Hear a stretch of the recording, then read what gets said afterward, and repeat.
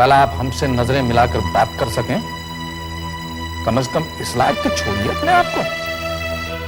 1 minute के लिए भी साकिना मत छोड़िए। हमें गिरफ्तार करने की साजिश में आप भी शामिल हैं। अरे जब पुलिस ने उन्हें गिरफ्तार किया है तो कोई तो वजह होगी। जरूर होगी। खबरें वही छपेंगी जिनकी बुनियाद सच्चाई पर होगी। Right sir. जिसकी जिंदगी में कोई ड्रामा ही नहीं, उसके बारे में क्या लिखना?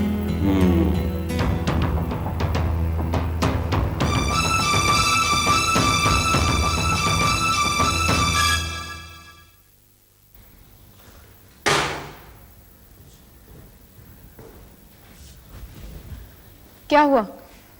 जब से डैड को पुलिस ने हिरासत में लिया है, उनकी मदद करने से उनके अच्छे से अच्छे दोस्त कतरा रहे हैं। कोई उनकी मदद नहीं करना चाहता।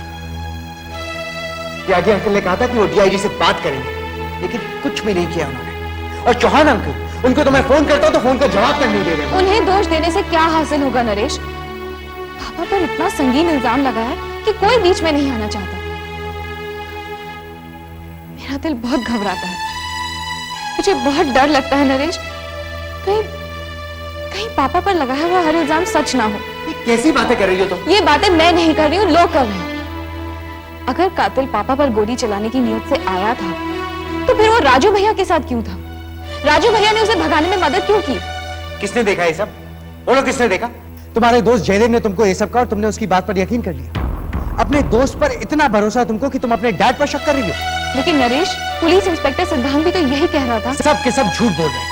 डैड के खिलाफ साजिश की जा रही है। डैड के दुश्मन चाहते हैं कि वो किसी भी तरह पॉलिटिक्स से हमेशा के लिए अलग हो जाए। लेकिन तुम देखना, डैड इन सब इल्जामों से बरी होकर बहुत जल्द बाहर आ जाएंगे। लेकिन कैसे नरेश? पापा की तो जमानत भी नामंजूर कर दी गई है, वो कैसे छूटेंगे? डैड के खिलाफ जितने भी सबूत और गवाहियां इकट्ठी की गई ना, वो सब के सब अदालत में गलत साबित होंगे। मेरा दिल कहता है कि कोई ना कोई मिराकल जरूर होगा और डैड जल्दी बरी हो जाएंगे, लॉकअप से बाहर आ जाएंगे।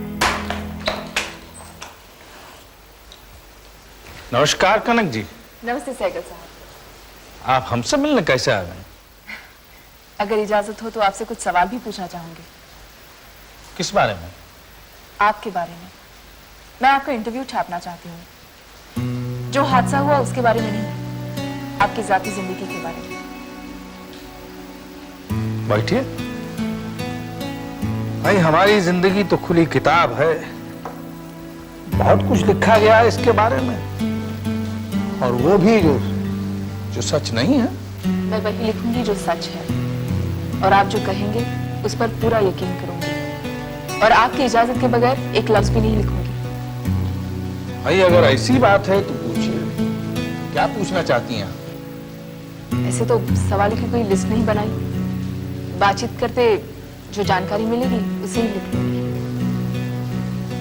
तो ये बातचीत का सिलसिला आप शुरू करेंगे या हम करें? हाँ कीजिए। भाई, कहां से करें? अब ऐसे माहौल में जीने के लिए हमारी जिंदगी में बस एक ही सहारा रह गया, हमारी पत्नी राजेश्वरी की यादें। वो हमारी जिंदगी में एक खुशगवार झोंके की तरह आई, फिर चली गई। आपकी उनसे शादी कब हुई थी? ये पूछिए हमारी मुलाकात कैसे हुई। भाई, वो तो बहुत ही बड़े जमींदार की बेटी थी, हम एक गरीब किसान के बेटे थे। कॉलेज में पढ़ा करती थी तो कभी कभी छुट्टियों में गांव आया करती थी। तो हमने एक बार जब उन्हें देखा तो बस देखते ही रह गए।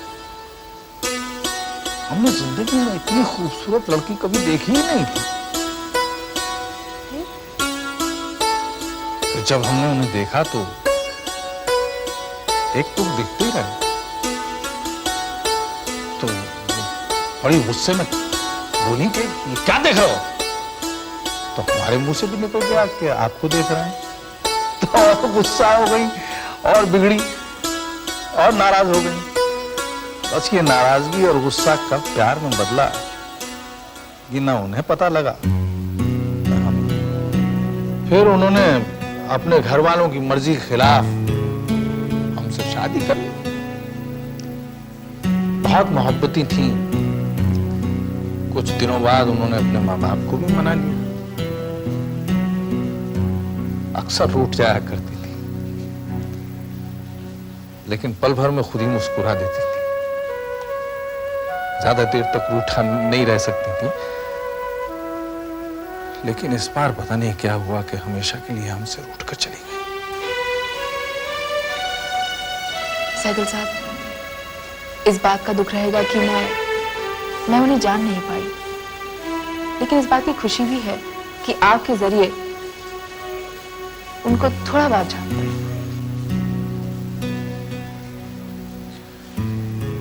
हमने आज तक उनके बारे में किसी से इतनी बातें नहीं की। आज पहली बार हमने किसी के सामने उनका जिक्र किया है। अच्छा लगा। आपसे दोबारा मिलकर आपके और उनके बारे में और भी जानना चाहूंगी। मुझे यकीन है कि अगली बार हम बेहतर माहौल में मिलेंगे। हम भी यही उम्मीद करते हैं कि आपका यकीन सच हो। नमस्कार।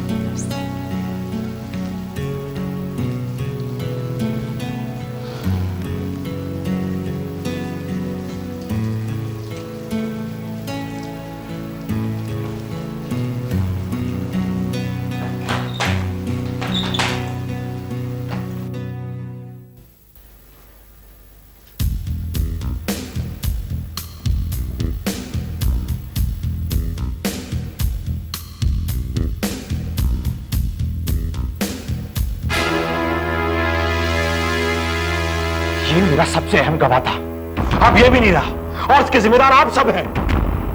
इंस्पेक्टर साहब, हमारा काम है मरीज का इलाज करना, उस पर पैरा रखना नहीं। ये सब आपके स्टाफ की लापरवाही का नतीजा है। आप अपने कांस्टेबल से पूछिए कि वो अपनी ड्यूटी ठीक से निभा रहे थे कि नहीं। वो सब तो सस्पेंड होंगे ही, लेकिन अदालत में आपको भी जवाब देना होगा डॉक्टर।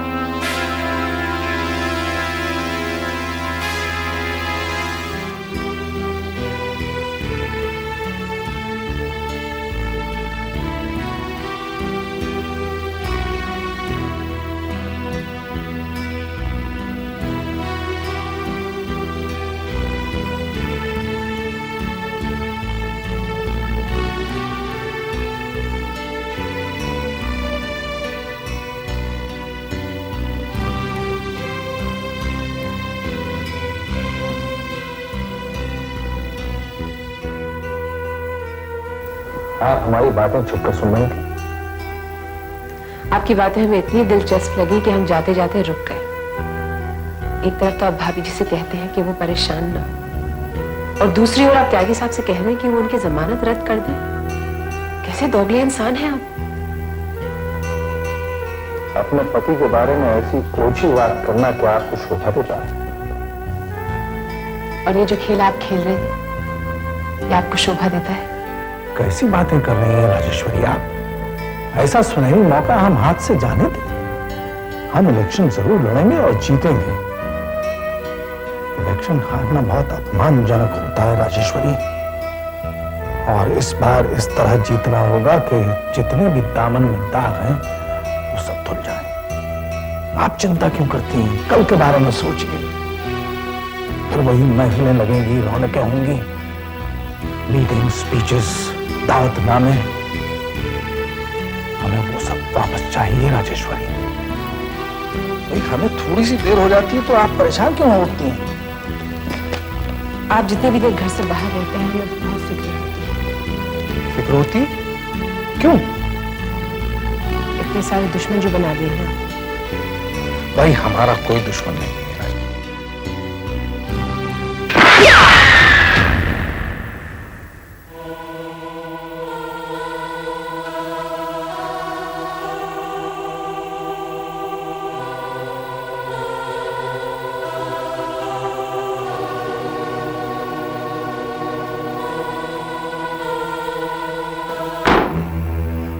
अरे राजू भैया तुम? बात है काशीनाथ, ये दारू का बोतल, ये खाने पीने का सामान, कौन सा खुशी का जश्न मना रहे हैं आप?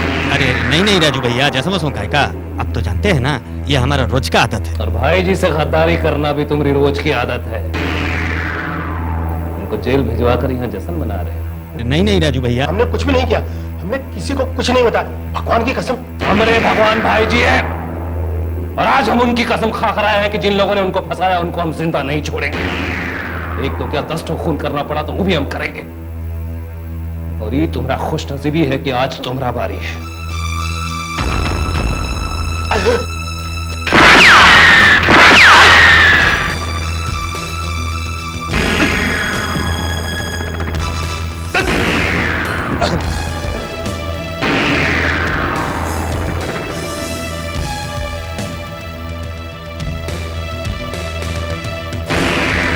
और कितने इंसानों को मौत के घाट उतारेंगे आप, और कितनों का खून करेंगे? क्या मतलब? बाबू रेशम और काशीनाथ को भी मरवा दिया अपनी बीवी के कत्ल पर पर्दा डालने के लिए, और कितने लोगों का खून करेंगे आप? अपनी जबान पर काबू रखिए। हम पुलिस की हिरासत में हैं, इसका मतलब यह नहीं कि आप इस तरह से हमारा अपमान कर सकें। मैं आपका अपमान नहीं कर रहा हूं, आपको वार्निंग दे रहा हूं मिस्टर सहगल। ऐसी सजा दिलाऊंगा आपको कि आपकी उम्र खत्म हो जाएगी, लेकिन फिर भी कैद से छुटकारा नहीं मिलेगा। और कितनी धमकियां देंगे आप? आपको जो कुछ साबित करना है कोर्ट में कीजिए, यहां चीखने चिल्लाने से कुछ हासिल नहीं होगा। इस बार आपका हर जुर्म साबित होगा मिस्टर सहगल। आप हमेशा छूटते आए हैं, इस भरम में जीते हैं कि आपको कोई छू तक नहीं सकता, लेकिन इस बार आपका ये भरम तोड़ूंगा मैं।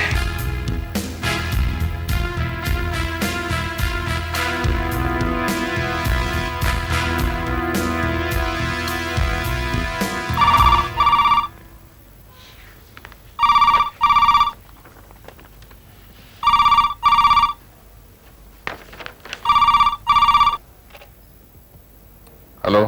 सर सिद्धांत बोल रहा हूं। हाँ बोलो सिद्धांत। सर आपको याद दिलाने के लिए फोन किया था। आज सहगल साहब के मुकदमे की तारीख है। मुझे याद है सिद्धांत। सर आपको भी वहां पे हाजिर होना होगा अपना बयान देने के लिए। मुझे ये भी याद है। और कुछ? नहीं सर, बस यही कहना था। मैं वहां पहुंच जाऊंगा। Thank you sir.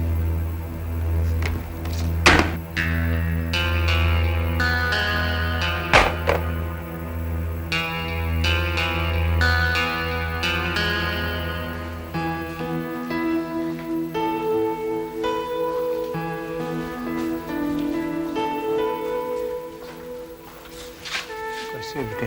ठीक हूँ पापा। आइए।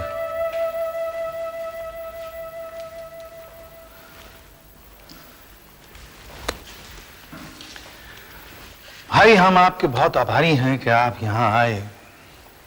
जब हम पुलिस की हिरासत में थे तो हमें ऐसा लगता था कि हम बहुत अकेले पड़ गए हैं,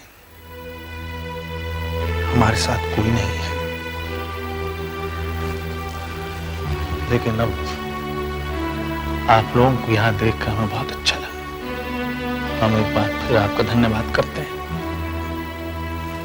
नमस्कार।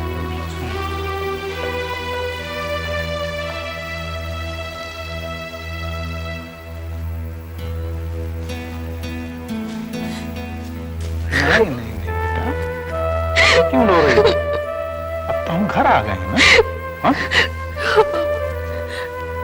वो लोग आपको गिरफ्तार करके क्यों ले गए थे? कई बार सोचा कि आपसे मिलने आऊं, लेकिन आपको उस हालत में देखने की हिम्मत नहीं हो रही थी। अरे बिटिया, अभी तो शुरुआत है। ये तो अदालत जाना है, सुनवाई होगी, फैसला होगा।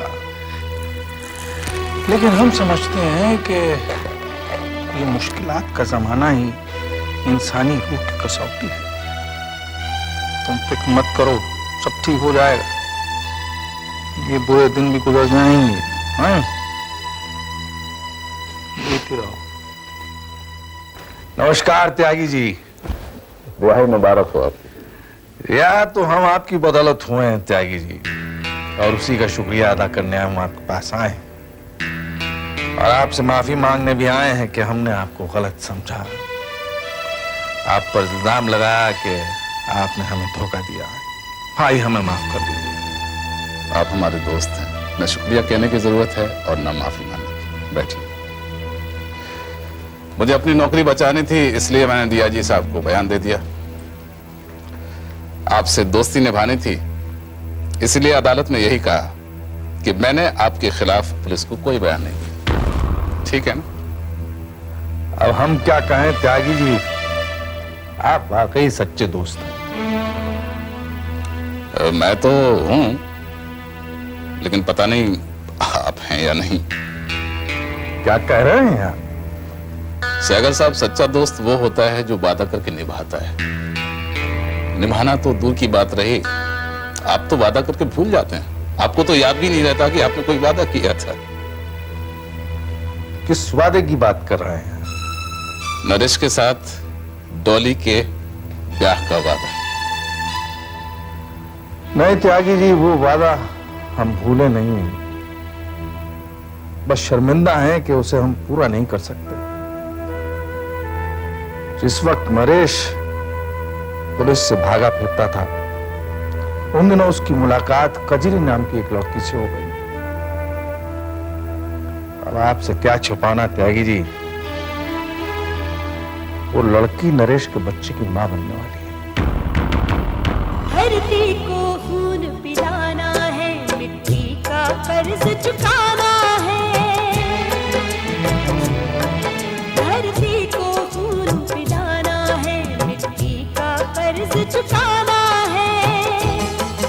मिट्टी ने दी है जान हमें, मिट्टी ने दी है जान हमें, इस बात का है अभिमान हमें, इस बात